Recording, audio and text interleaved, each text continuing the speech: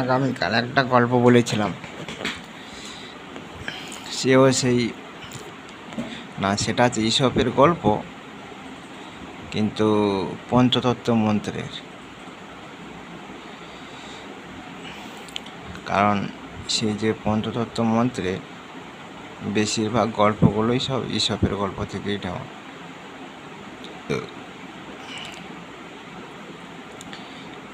তারপরে আজও একটা বলছি, এও পঞ্চতত্ত্ব মন্ত্রে।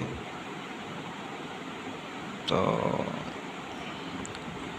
গল্পটা সেরকম যে এখন একবারে মানে তাদের তো অনেকজন আছে একসঙ্গে, এবারে যে যার তার নিয়ম মতন তার কোথায় কোথায় কী খাওয়ার আছে তারা তা সব জানে। এবারে যারা তার যেদিকে যায় তারা মোটামুটি কোথায় যে কী আছে মোটামুটি একটু দেখে আসে আর কি। সেরকম এই ধরো যেদিকে খেতে যায় সেদিকটা দেখা গেল যে সেই জিনিসটা আর নেই।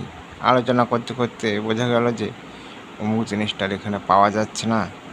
তখন একজনকে বললো যে ওই দিকে যাও, যে এত গাছে আর এত গাছে না ভর্তি যে খেয়ে তুমি শেষ করতে পারবে না।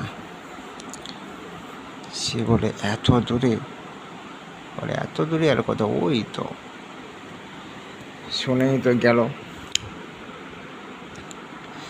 যাওয়ার পরে যেই ঢুকতে যাবে এমন একটা কণ্ঠস্বর শোনা গেল, ভয়ে একদম তার যেন একেবারে কি হয়ে চড়ক গাছ হয়ে যায় না, সেরকম কথাটা। যাই হোক, সেটা হয়ে গেল। সে তো ভয়ে তো দৌড় দিয়ে গেল।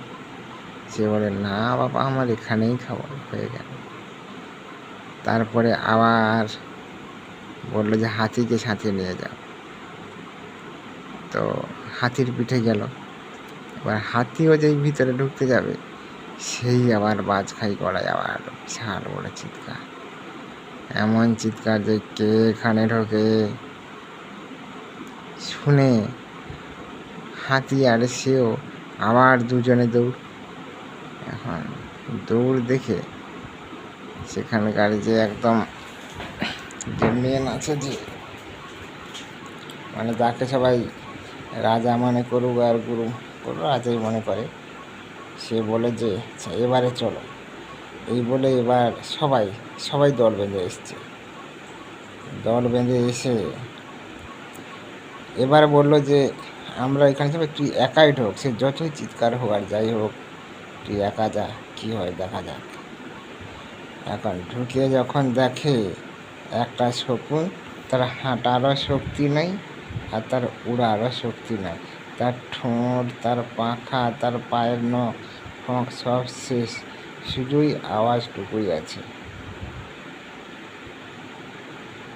সে তো ধরা পড়ে গেল। তারপরে তো যাই হোক, তাকে এবারে ধরে নিয়ে এলো। নিয়ে আসার পরে বললো যে আরে তুমি তাহলে এতদিন এইভাবে চিৎকার করছিলে কেন?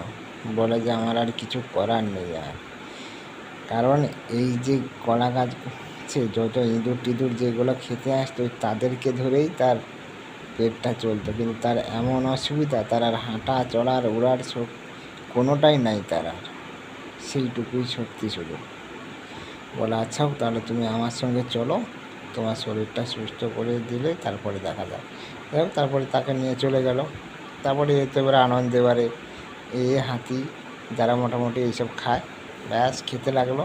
তার সে এবারে সেখানে থাকতে থাকতে তার আবার নতুন পাখা টাকা হলো, তার শরীরে যত অসুস্থ ছিল সমস্ত পাতা টাতা মানে ওষুধি পাতা টাতা খাওয়ানোর পরে সেও সুস্থ হয়ে গেল। সেও আবার উঠতে পারলো, সে একদম তরতাজা হয়ে গেল। সে আবার তার নিজের বাসায় ফিরে গেল, আর টেনশন থাকলো না। এবার গল্প থেকে আপনি কি বুঝলেন? যে চিৎকার করছে কথায় কথায়, সে অরিজিনালি ভীতু না শক্তিশালী, না তার মধ্যে সেরকম পাওয়ার আছে? মুখের আওয়াজ বা কণ্ঠস্বর শুনে কোনো ভয় পাওয়ার দরকার নেই, কারণ আপনি তার সম্পর্কে জানুন। সে যতই মুখে মুখে তর্ক করলেও ভাবেন তার মধ্যে এমন কিছু সমস্যা আছে, সেই ভয়েই সে তর্ক করে। কারণ দেখবেন, কি বলবো বলুন, হ্যাঁ, যেগুলা কোনো কাজে লাগেনি, এই যেমন ধরুন যেসব গাড়ি দেখবেন বাতিল হয়ে আসে সেগুলারই আওয়াজ কিন্তু বিকট আওয়াজ, সে এত আওয়াজ মনে হবে যেন পুরো মানে কী না কী একটা হচ্ছে। কিন্তু যেগুলো দেখবেন যে নতুন গাড়ি, তার দেখবেন আওয়াজ দেখবেন এমন কোনো আওয়াজ নেই, এমনি এমনি প্লেন চলে যাচ্ছে। সেই জন্য খারাপ হয়ে যাওয়া জিনিসের আওয়াজ আর ভালো জিনিসের আওয়াজ একই নয়। এই কারণে আপনি আগে বুঝুন। আর গল্পটা থেকে কি জানলেন সেটা বলবেন। ভালো লাগলে লাইক শেয়ার কমেন্ট করুন, তার সঙ্গে সাবস্ক্রাইব করে বেল আইকনটি প্রেস করে রাখবেন যাতে প্রত্যেকটি ভিডিও আপলোড করার সঙ্গে সঙ্গে আপনার কাছে পৌঁছে যায়। আর এতক্ষণ ভিডিওটি দেখার জন্য ধন্যবাদ। আর ভালো থাকুন, সুস্থ থাকুন, বাই, টাটা।